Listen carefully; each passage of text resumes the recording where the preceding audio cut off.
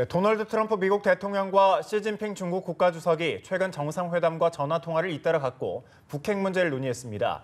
그런가 하면 트럼프 대통령은 북핵 문제를 연일 거론하고 있는데 그만큼 이 한반도 정세가 긴박하게 돌아가고 있다고 할 수 있습니다. 네, 자세한 소식은 워싱턴 화상으로 연결해서 들어보겠습니다. 김범현 특파원.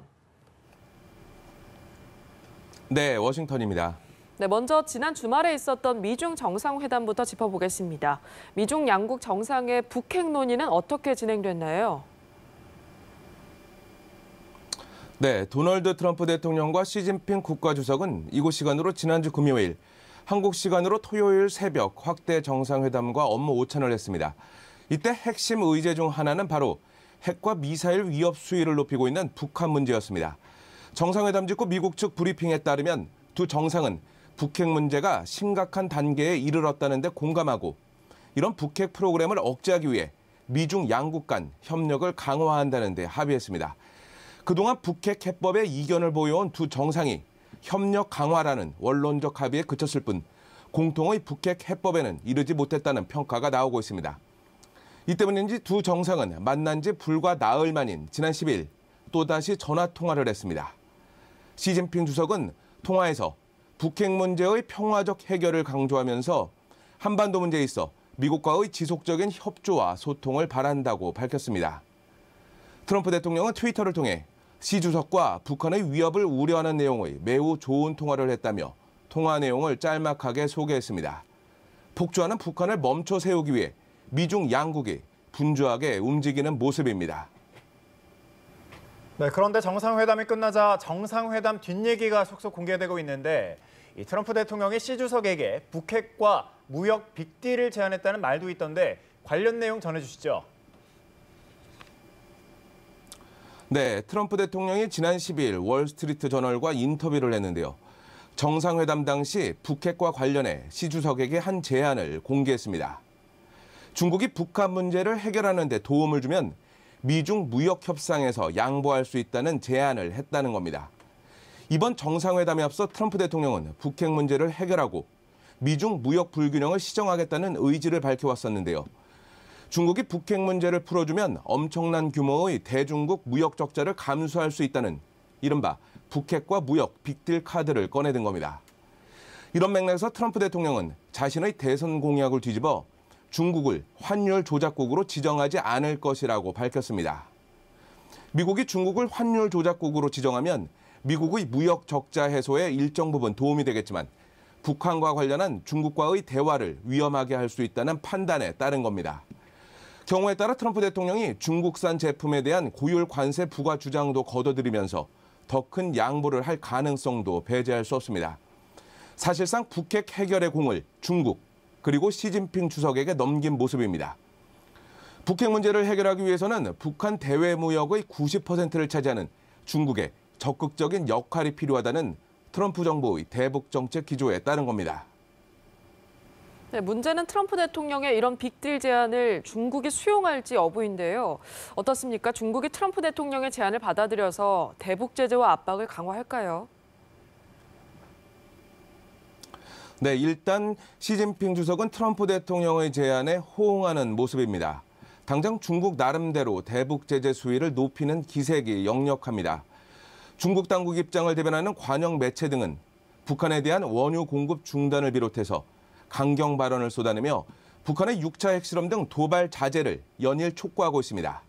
즉, 무역과 환율 분야에 있어 미국의 대중국 제재를 피하기 위해 중국이 북한 김정은 정권을 향해 더 이상 도발은 안 된다는 강한 압박을 할 가능성이 제기되고 있습니다. 실제 트럼프 대통령의 이른바 빅딜 제안에 시 주석이 모든 정세를 지켜보고 진지하게 생각하겠다고 말했다는 보도도 있습니다. 트럼프 대통령도 중국의 태도 변화에 기대감을 감추지 않고 있습니다. 트럼프 대통령의 발언 들어보시겠습니다. President Xi wants to do the right thing. We had a very good bonding. I think we had a very good chemistry together. 트럼프 대통령은 시 주석이 북한 문제에 있어 미국을 돕고 싶어 한다고 생각한다는 말도 덧붙였습니다. 다만 트럼프 대통령은 자신의 빅딜 제안이 받아들여지지 않을 경우에 대비해서인지 미국의 대북 독자 행동 가능성도 제기한 상태입니다.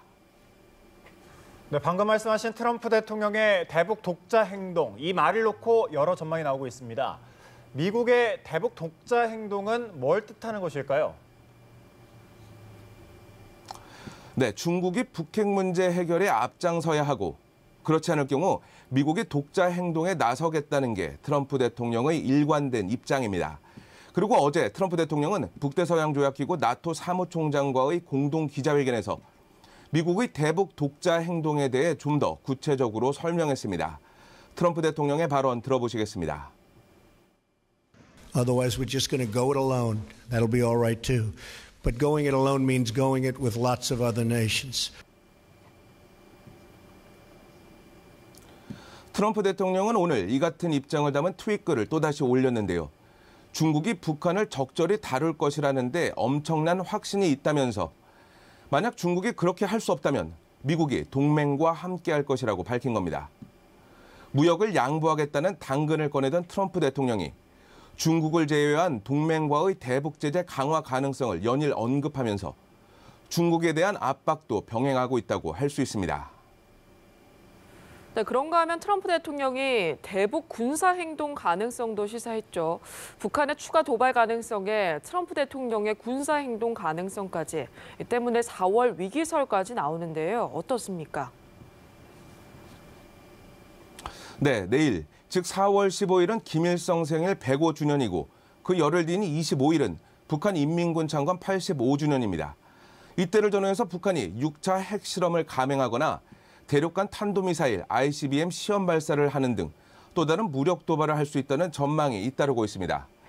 당장 미국의 북한 전문 웹사이트 38 노스는 북한 풍계리 핵실험장 위성 사진을 토대로 6차 핵실험 준비를 마친 것으로 보인다는 분석을 내놓은 상태입니다.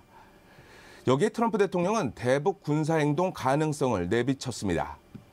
북한의 추가 도발을 막기 위해 핵 추진 항공모함 칼빈스호를 다시 한반도로 이동시킨 트럼프 대통령은 최근 폭스 비즈니스와의 인터뷰에서 북한 김정은이 큰 실수를 하고 있다고 평가했습니다. 그러면서 전임인 버락 오바마 대통령이 이라크 모술 폭격을 몇 달 전에 예고해 상대가 준비할 시간을 줬다고 비판하면서 나는 오바마와 다르다고 강조했습니다. 동시에 미국은 지상 최강의 군대라는 말도 했습니다. 북한의 중대 도발 시 사전 경고 없는 군사 행동 가능성도 내비친 겁니다. 다만 트럼프 대통령이 대북 선제 타격 등 실제로 군사 행동을 할지는 미지수입니다. 트럼프 정부 출범 후 백악관 국가안보회의가 대북 정책을 검토하면서 대북 선제 타격론도 거론됐는데요. 이 경우 전쟁을 촉발하는 등 위험이 너무 크다는 결론에 도달한 상태입니다. 미국 언론이나 한반도 전문가들 사이에서도 트럼프 대통령이 대북 제재와 압박을 강화하되 군사 행동은 후순위로 둘 것이라는 전망이 적지 않습니다. 즉, 트럼프 대통령이 군사 행동 카드를 내비치는 것은 북한의 추가 도발을 억제하고 중국의 역할을 압박하려는 의도로 해석됩니다. 지금까지 워싱턴에서 전해드렸습니다.